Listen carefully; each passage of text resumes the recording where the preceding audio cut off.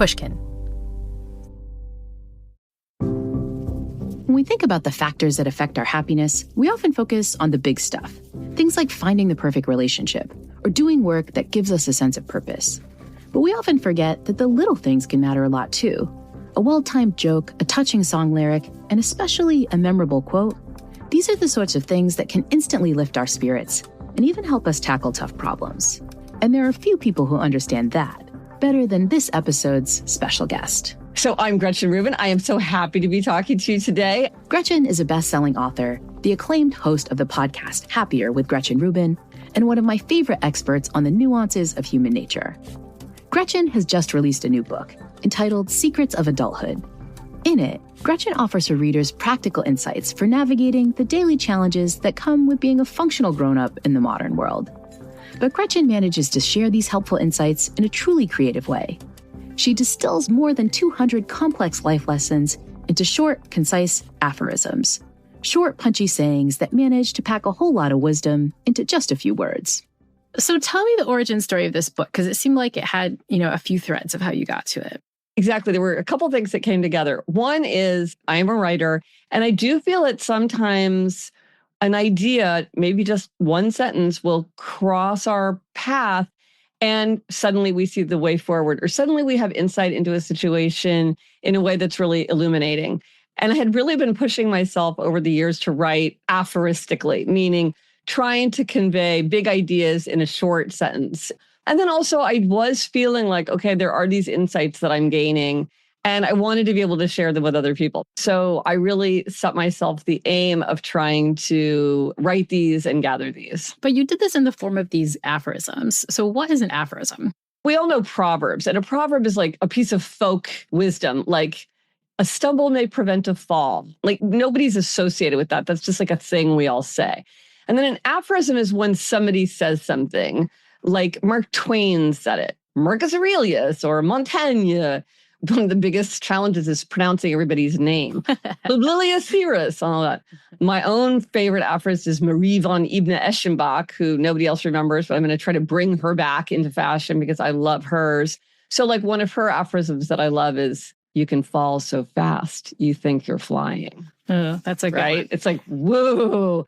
But so she said that. So that's an aphorism because we attribute that to her. She said it in that way. Now, one of the things about aphorism, and you know this from studying happiness, all of the most important insights are too important to be true. If there's some fresh insight, you're like, that's probably wrong because we've been studying this for thousands of years. The greatest minds in history have been looking at this. But people say it in a fresh way, or they have a new metaphor, or they say it in a way that particularly resonates with a particular person. So a lot of times it's finding that fresh way to convey an insight. It's creatively exciting. It's like writing a haiku or doing a 30-minute sitcom. It sparks your creativity to have a constraint. And it also really forced my thinking to clarify. First, I had to understand it. Then I had to whittle it down. So it was very creatively interesting in that way. And I wanted ones that were truly secrets of adulthood, where I felt like there was some insight about making a decision or ending procrastination or dealing with relationships. And then there were some that I just couldn't manage to articulate in an interesting short way. And so some I wasn't able to crack the code. But in the end, there was sort of a clear set that I felt really rose to the level that I wanted the book to be. But I still look at all the other ones too. I'm always going in there and tinkering with them. So I feel like there's room for a challenge of one you couldn't get the right words for. We had to post it online and see if somebody can come up with a good short saying for it. Oh, that's a good idea. Say this in a more elegant way. Yeah. I should go through and look for some of my clunkers and see if somebody can crack it. As you're talking about this, it seems like aphorisms are really cool. It seems like the kind of thing we might see as a little Pinterest meme. Yes. But it also feels kind of like old school. Yes. Aphorists you mentioned feel like they were around in the ancient times. Mm-hmm. You're one of the only people I know who's writing aphorisms today. And so am I wrong? Are they kind of old school? Are you bringing them back? What's the goal? A little bit of both. There are modern aphorists like Sarah Manguso, who's writing today, and there are some other ones. Warren Buffett is a great aphorist. But you're right. It's a very ancient form that stretches back. And it's funny because on the one hand, you're like, oh, this short form really lends itself to something like Instagram. But on the other hand, they really kind of take a lot of thought often. And so kind of in their worst form, they're like the inspirational poster you see in a dentist's office. And in the best, they're ones where you're really, pondering. I feel like the real advantage is because they're short and they're sort of memorable. They're easier to draw into the mind because, a lot of times we just don't think of the things that would be useful for us to remember. So when it's easier to think about or remember, or like you put it on an index card and stick it on your cork board or whatever, it just can have more power. And so I do think it's fun that they lend themselves to short form, but they are often kind of weightier than they seem, or, they need some reflection. One of the things I found kind of surprising was how many of the aphorisms in your book are actually paradoxes in their own way. They kind of like tell you both things at once, which I was like, like they're kind of philosophically deeper than I was sort of expecting. No, I have a whole section just on paradoxes. And a lot of times the opposite of a profound truth is also true. And paradoxes are interesting because they really make us step back. They surprise us. Like, I think one of my favorite book titles of all time is All Joy and No Fun, which is Jennifer Senior's book about parenting. It just makes you step back and think like, wow, what does she mean by that? And then you're immediately full of ideas of your own and then kind of wanting to know what she's saying about it because that paradox is so compelling. I think also the confusion and the surprise of those paradoxes gets us to reflect a little bit more. Like, yes. They're these short statements, but I found myself, even after reading your book, walking around with some of them and like thinking about them a little bit more and stuff. And because some of these I think people will disagree with. And that's okay, because again, it's to prompt your own reflection and your own insight. And so you've collected a whole set of these for problems as diverse as feeling happier, making tough decisions, handling temptations, even housekeeping. When we get back from the break, I'm going to chat with you about my top 12 from your book. I cannot wait.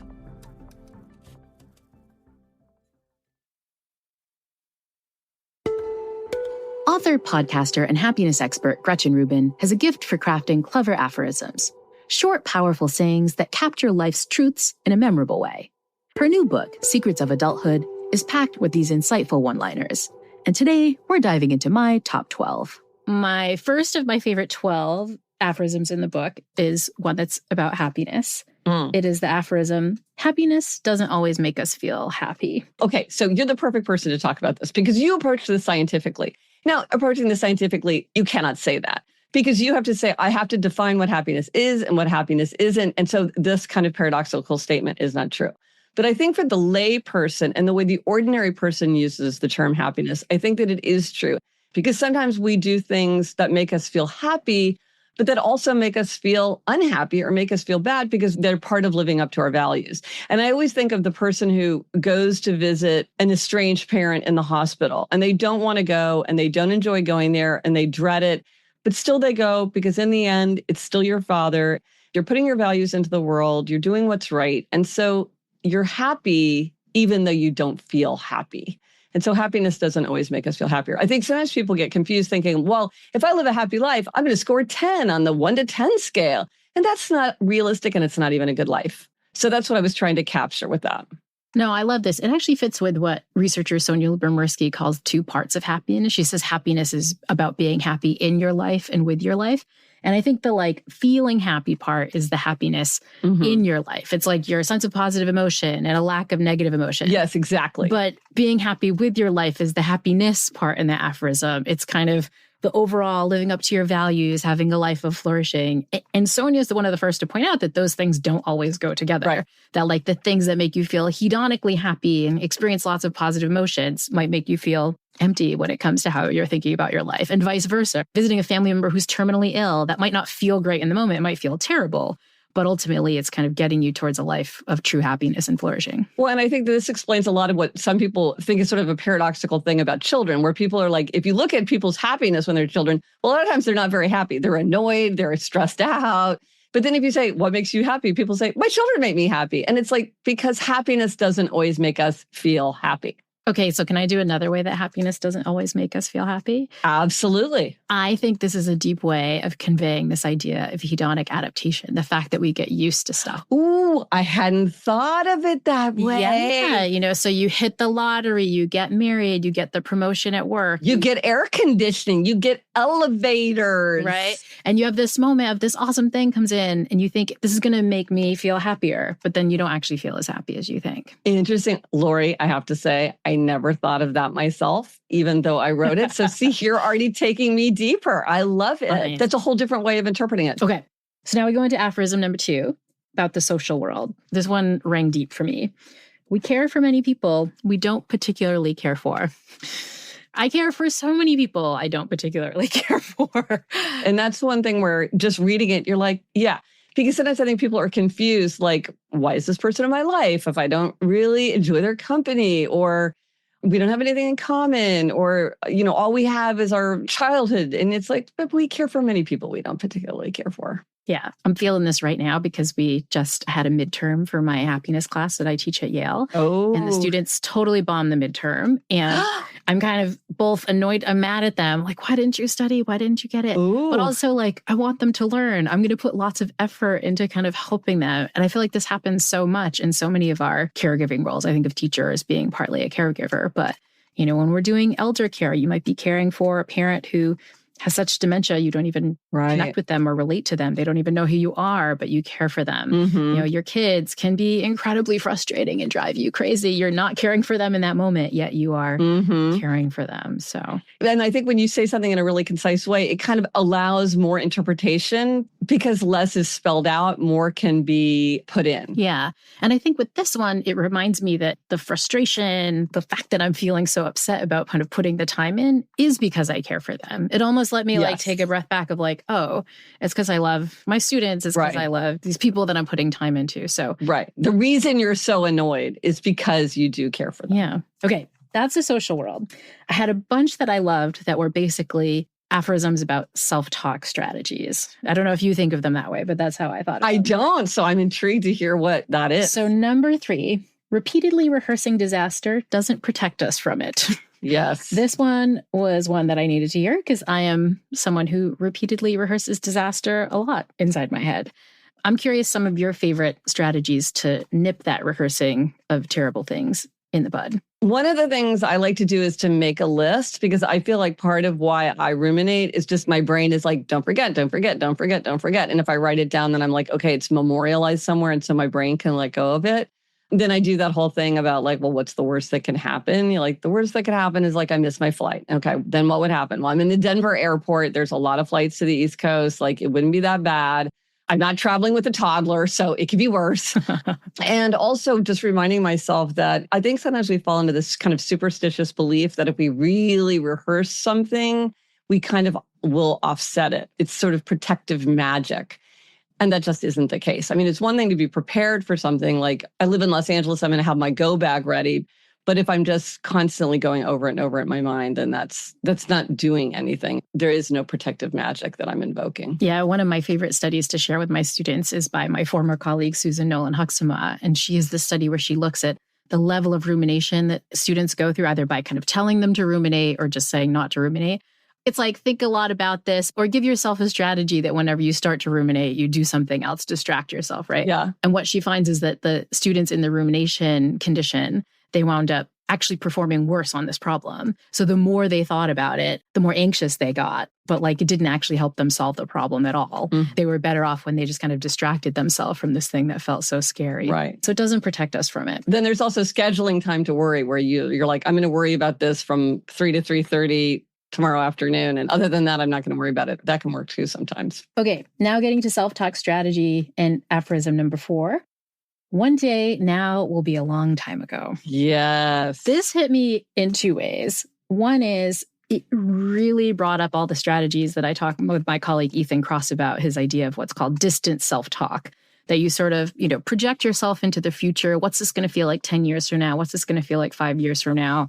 It's just not going to feel that bad. But a second reason I love this strategy is sort of the reverse. Like, one day now will be a long time ago.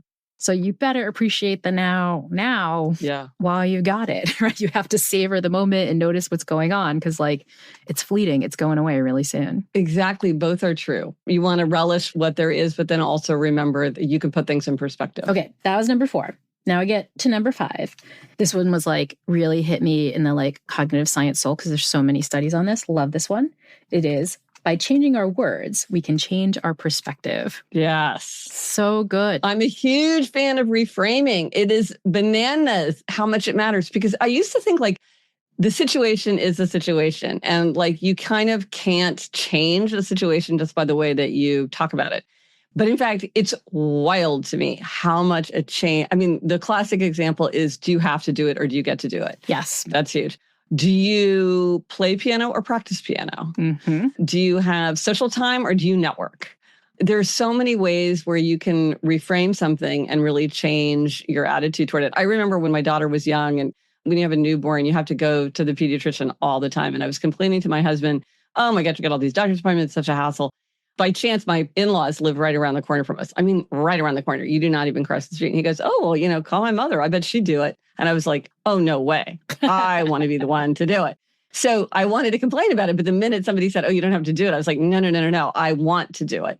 And it just showed me how quickly you can reframe something. I also love it, just like how the power of words and the way the words are structured can change our perspective. Mm-hmm. Like there's some evidence, for example, that if you say, you use the example of playing piano, if you say, oh yeah, I play piano versus I'm a piano player, like it completely changes your own identity about these things. Yeah. So this is one I've been trying to use of like, I am a healthy eater, not I'm trying to eat healthy. Like I am a healthy eater. I've become this thing. But yeah, studies show that when we kind of use a noun to describe ourselves, I am a healthy eater, as opposed to like this active verb, I just eat healthy, it completely changes our relationship to those behaviors. It completely changes our habits. Right. Like, what does a writer do? A writer writes. So you can't be a writer who like actually never writes. And you become a writer by writing. But sometimes we have these identities in our head when we don't act on them a lot. I know this is something you talk a lot about in your habit book, right? Yes. It's actually putting it into practice is helpful. And if we can hack that with something as simple as changing the word we use, like that's so easy, so powerful. Absolutely. So that was number 5. Now we get to number 6, self-talk strategy. Accept yourself and expect more from yourself. This took me a really long time to understand. Because on the one hand, you know all the research about self-compassion and self-acceptance, and that's clearly true. But on the other hand, it's also true that you don't want to be complacent. You want to be willing to put yourself out of your comfort zone. We're happier when we live in an atmosphere of growth, when we're growing, when we're learning, when we're changing, when we're making things better. And both are true. You can accept yourself and expect more from yourself. And each of us has to decide where that line is. Yeah. In some of your books, we talk about just like being Gretchen. And I feel like this is kind of part and parcel about accept yourself, but also expect more of yourself. You kind of want to get back to what's the authentically Gretchen thing to do. And sometimes that might be giving up whatever, crazy plan you have to try to improve yourself. But sometimes being authentically you might be, no, I got to like nudge myself a little bit further. Yeah. And I think it's frustrating sometimes because it's really hard to know sometimes where the line is and nobody else can really answer that for you. It's sort of like, okay, well, meditation hasn't been going that well for me. Should I say, hey, meditation isn't a tool that works for me? Or should I stick with it? And kind of only you can figure that out. It's just so hard to know ourselves, right? And I think this is where these self-compassion strategies can actually be helpful. Kristen F., who talks about self-compassion, talks about talking to yourself like you would a friend. Mm-hmm. And sometimes for me, that strategy helps me kind of like toggle this line pretty well. Like if your friend is like kind of being a little lazy or not pushing themselves, or if they're pushing themselves too hard, you can often see it with a friend of like, nah, I think you're being a little self-indulgent. Let me kind of nudge you versus like, you are taking on way too much. Like, give yourself some grace. Yeah. And so that idea of seeing yourself and talking to yourself like you would a friend, that, at least for me, helps me get this right balance between accepting myself and expecting more of myself. Well, it's funny. My sister calls me a happiness bully because if I think that there's a way for you to like push into that zone, I will often like be very enthusiastically encouraging you to do it. Bullying. No. And then there's another aphorism, which is love is unconditional, but love is also demanding. Love loves you just as you are, and love expects the best from you. And so sometimes it's like, again, these lines can sometimes be difficult to see, and yet they're very, very important. And so we've gone through a bunch already, but when we get back from the break, we're going to turn to some aphorisms about how to get stuff done and how to get through tough times. The Happiness Lab. We'll be right back.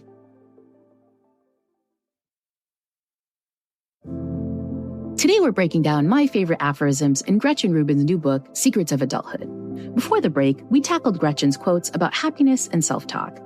Now we'll turn to Gretchen's observations about 2 problems that I struggle with a lot: productivity and procrastination. Okay, getting stuff done. I would expect nothing less from a Gretchen Rubin book than to tell me how to get stuff done in concise and clear ways.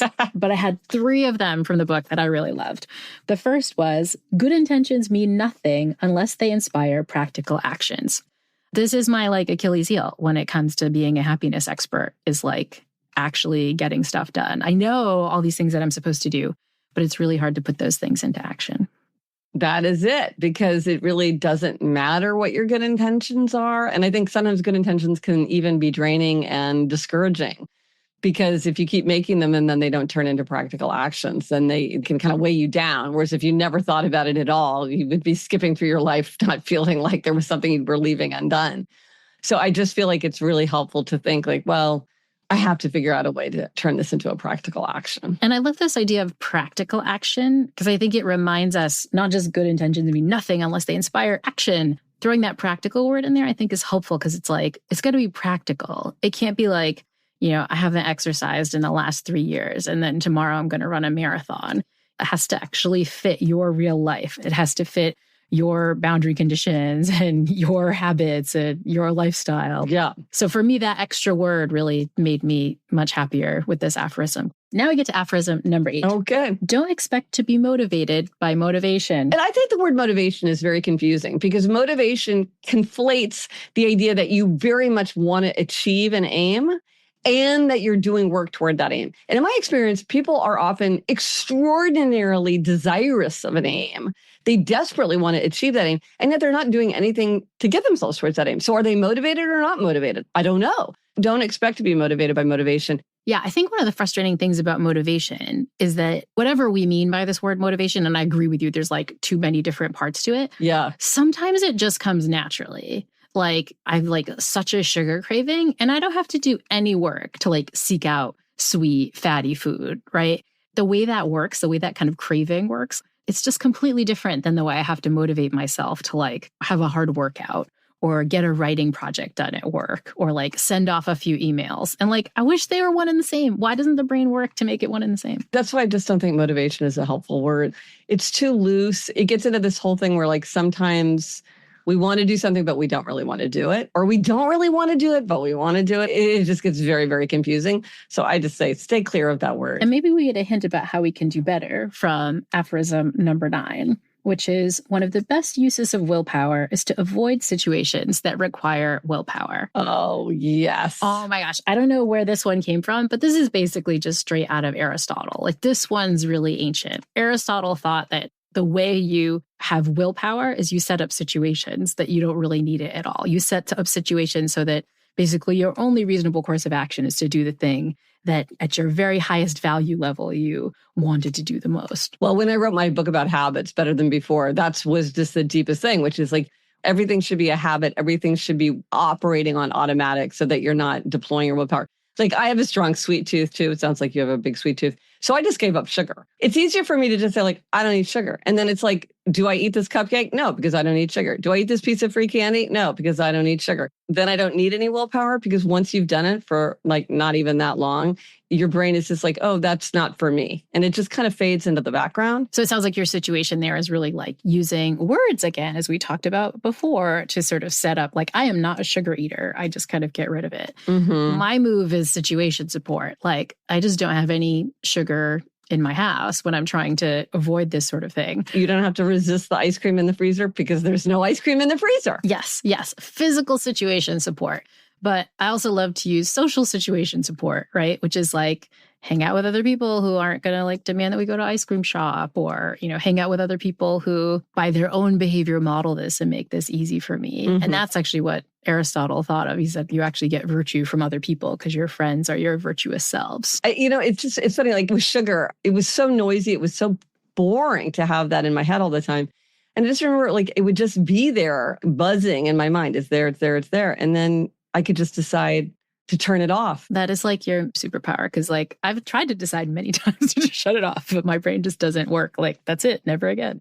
I have to like restructure my environment and be around people who help. And yeah. Everybody has to kind of experiment to see what works for them, because we are all very different and there's a lot of different ways to approach it. Although, can I tell you a puzzle about this willpower aphorism, which is that I have this former student, Ariella Crystal, who's been looking at the consequences of how people judge people who use these different strategies.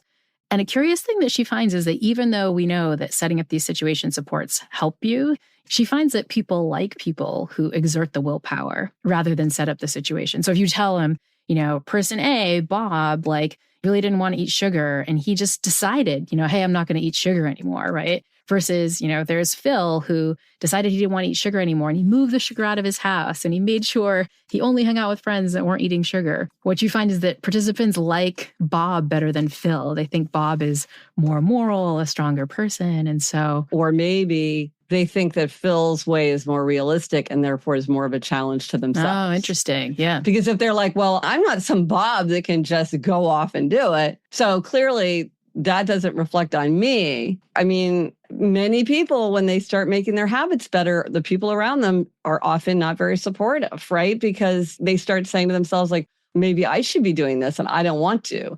So it might be that it makes them feel worse about themselves. Okay.